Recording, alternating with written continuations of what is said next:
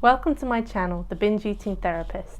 I'm Sarah, former binge eater turned psychotherapist, and my mission is to use this space to bring content to you to help you understand your struggle with food and break free from binge eating. Now, I receive a lot of questions from people about binge eating and about recovery, and at the moment I'm in a position to answer them all, but I thought it might be a good idea to put some of them into a video format because they might be useful to other people too. So let me know if you like this Q&A format, and feel free to keep sending me questions and I'll do some more of these. So let's dive into the first question. And I'm going to keep these anonymous. I'm not going to use any names. I just wanted to ask you one thing. All the things I read here on your Instagram, do they apply excuse me, do they apply even if someone is already in a severe stage of obesity, then in brackets, really, really severe? So I'm guessing that this message is written by somebody who faces some challenges due to the size of their body that I've never faced. So whilst I've been in a body that's bigger than the one I'm in now, I haven't been in a body that's been of a size where I couldn't function in the world, where it was difficult to fit into seats, for example. So this person is probably going through a lot of struggles that I can't personally relate to. However, I'm guessing you're watching this because you have a difficult relationship with food. So I'm not going to say that there aren't challenges that are different for you if your body is of a size that's causing you some challenges. But when we think about your relationship with food and about why you eat and how you eat, I think a lot of it laps over. There may be other things going on beyond that, but I would say that pretty much, just trying to think through all my content now, I would say that my content can apply to anybody who is struggling with binge eating. And also I'd say, look at it and see if it resonates. If you're reading the things I'm putting out there and you're like, I just don't agree with that doesn't sound like me, then perhaps the content that I'm making isn't particularly useful for you. But my hope is that my content will bring some value to anybody who's struggling with binge eating. So next question. Just wondered if you had done much work on weight being protective, weight making you invisible in a way, and this relating to others' expectations of a low weight making you acceptable, in my case by my parents, which can lead to a sort of rebellion of this and then subconsciously maintaining a higher weight, causing binging, craving, etc. I think this is a really interesting question because I have worked with quite a few clients who have talked about this very thing, that there's this part of them that feels like if they lost weight, that somehow their parents won, or society's won, because those expectations have forced you to sort of change your body and in effect kind of change who you are. And then the idea of weight being a protective thing as well. This is not going to be relevant for a lot of people, but for some people, maintaining a higher weight is protective. One of the common thinking around it, one of the most common ways of thinking around this is for people who have been or survivors of sexual abuse. So it can be a way of making yourself, or trying to make yourself, invisible to other people's sexual attention. So in that way it can be safer, and we see this particularly in women, but I think it happens for men as well, but perhaps a bit less documented. So there can be some fears, because also weight changes, particularly if your weight goes down, is going to invite attention from other people, and if attention for you for some reason doesn't feel safe or causes some anxiety, it may be that there's some subconscious things going on. Susie Orbach has written a really interesting book around this subject called Fat is a Feminist Issue, and it talks a lot about this idea that there's a psychology around holding on to weight, and why we might perhaps keep ourselves at a higher weight. This is some of the thinking around it, and I think some people hear this and it really resonates, and others hear it and they're like, no way, that's not me, there's no part of me that wants to be at this higher weight. So I think it's a really individual one. But yes, there's so much of our behaviour is driven unconsciously. And it's very easy to assume that you want to be in a smaller body because you think that's what you're supposed to want. And maybe 95% of you does. But if there's 5% of you that feels threatened by the idea of being in a smaller body, that may be unconsciously having an impact on your behaviour. We don't know, that's why we call it unconscious, right? But I think it's a really interesting area of self-exploration if you think that might apply to you. My question is, in your experienced knowledge in the field, is it possible to have gastric surgery while resolving Is it possible to have gastric surgery while resolving / going on to resolve issues with food through therapy? Is a combination a good idea? Mm-hmm. So I think gastric surgery, otherwise sort of known as weight loss surgery, so this is someone who's talking about potentially a gastric band or a gastric bypass. Now, I am never going to advise somebody either way about whether to have gastric surgery or not. So I'm just going to give you a couple of thoughts around it. I have a colleague, therapist friend, who had gastric surgery, and for him, he said it has transformed his relationship with food and his body for the better, and his health. So he's had a really positive experience around it. However, I'm seeing a lot of people who are having gastric surgery and who are then really, really struggling with their eating. And it is possible in a lot of ways to out-eat gastric surgery, that idea where there's a will, there's a way. And so what people often find is certain kinds of foods, particularly something like the gastric band, certain kinds of foods are easier to eat than others, and they're normally like low fibre foods, so they tend to be all the binge foods. So I've heard a lot of problems around the gastric band on that side of things. And I suppose really to try and come back to the question so that I don't go off on a ramble about gastric surgery and the pros and cons of that, is it possible to do the two side by side? I guess it could be possible to do the two side by side. I would want to be like, maybe do some of the relationship work around food first. That doesn't mean you have to necessarily resolve all your food issues in order to go on to do the surgery. But to go in and do the surgery and then hope to resolve the food issues sort of at the same time just feels like an enormous physical and emotional trauma to go through all at once.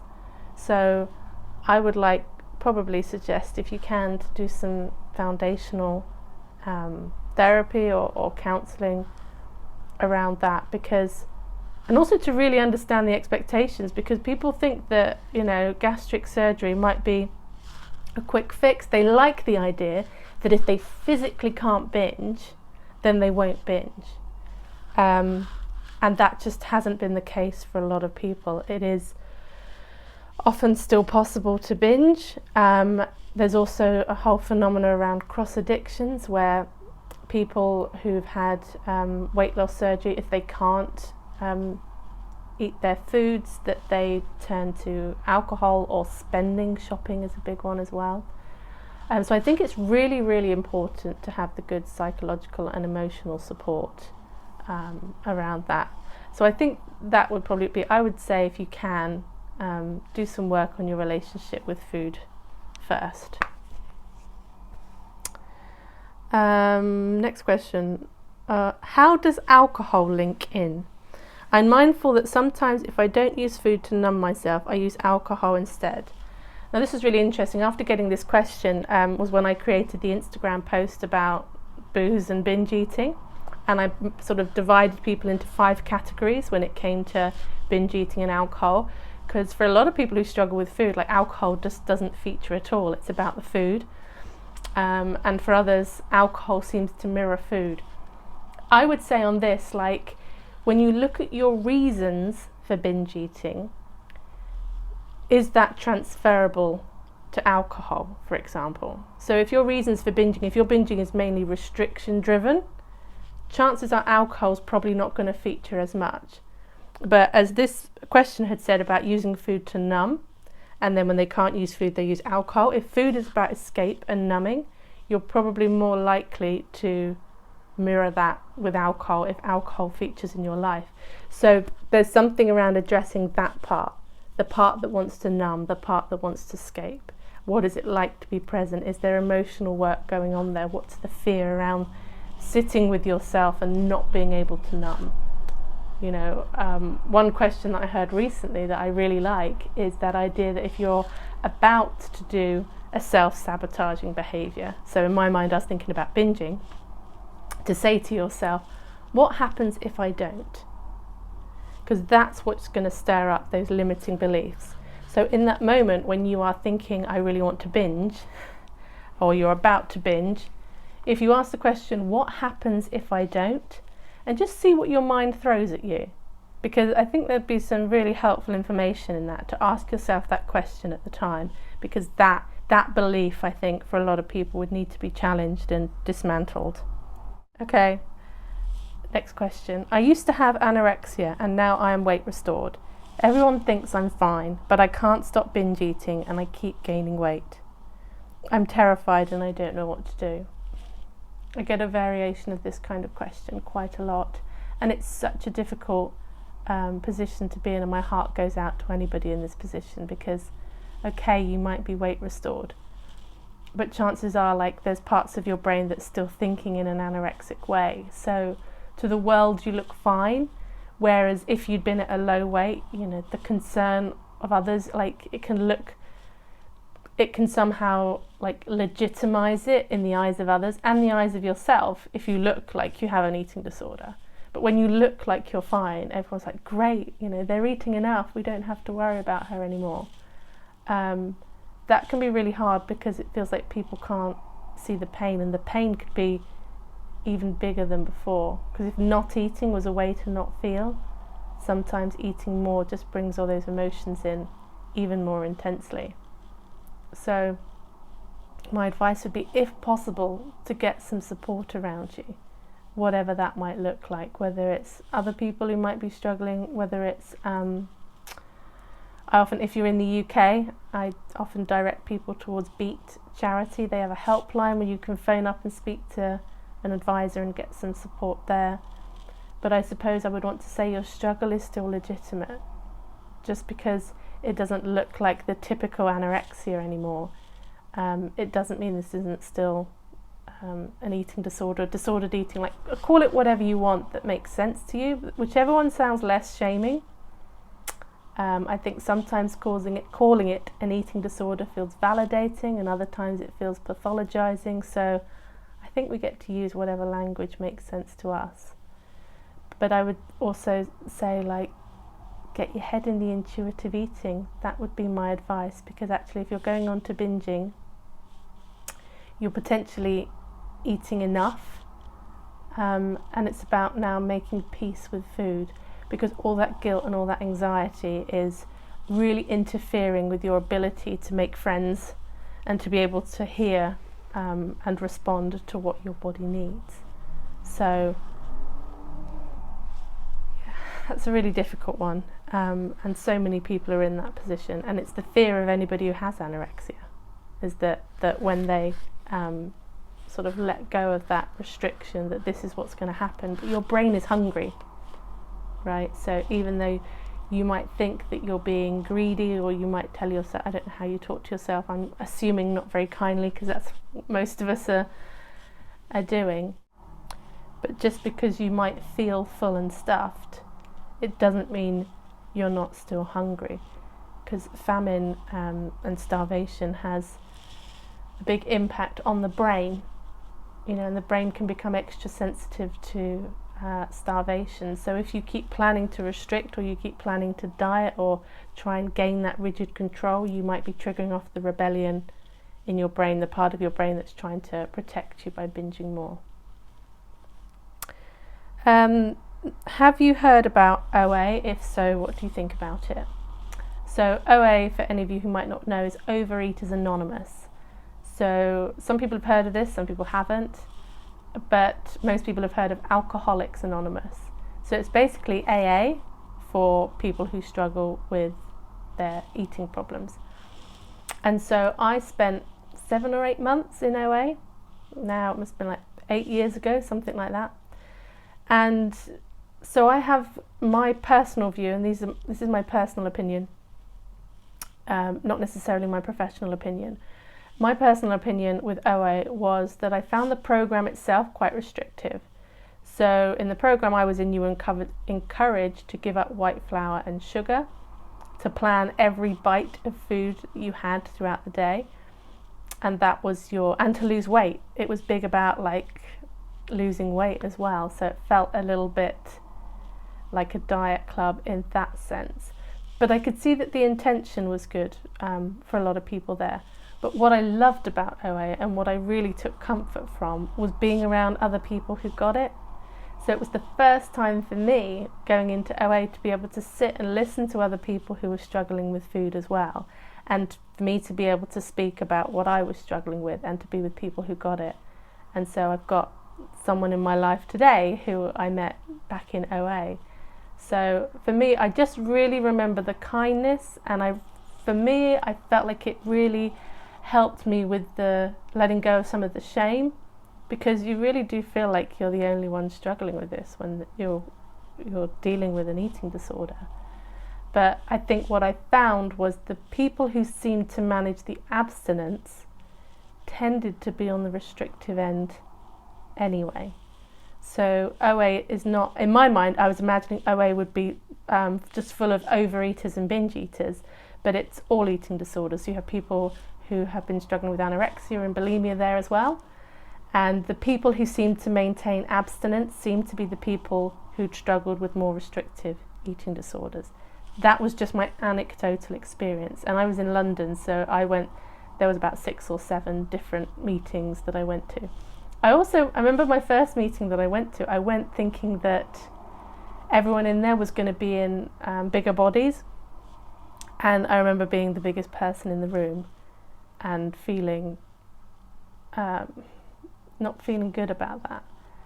So yeah, if it comes to OA, I would say to people, give it a try, but remember, you don't have to follow the program. It can become something, because you hear the same message again and again, it can feel like this is the only way to recover, because you will have people in there who are very passionate and very invested in the program and in getting other people to be invested in the program. And the idea is you work with a sponsor as well, like with AA, so you'd have someone you'd call up when you were struggling with binge eating. And the other thing I found was that there just weren't enough sponsors. You go to an AA meeting and I think you'll probably find that the majority of people in an AA meeting are abstinent and sober. But my experience was of going to an OA meeting that maybe 5 to 10% of people in the room were abstinent, the rest of them were struggling. So it just feels a little bit different, and it's so much more complicated with food. With something like alcohol or with drugs, you can draw a line between like, this is drinking, this is not drinking. But with food, how do you draw that line? And their answer is to just make this line so strict, and for me it just didn't suit me. But I have a lot of fond memories, and OA was what inspired me to run the binge eating groups, actually, because I just think there is so much power, and it just feels great to be around other people who just get it when you're going through something like this. And it's pretty much free. I think you pay like £1 or £2 donation for the venue. So for people who might be struggling to access any kind of support, it could be an option for you there. I hope you found that helpful or interesting. Maybe there was something in there that's given you something to take away and think about it. And I think I kind of like this background in here. I'm sitting in my lounge and just on my rug, and it just feels a little bit cozier, a bit more like a chat as opposed to sitting next to my bookcase. But I don't know, let me know which background you prefer. And yeah, I'll see you in the next video.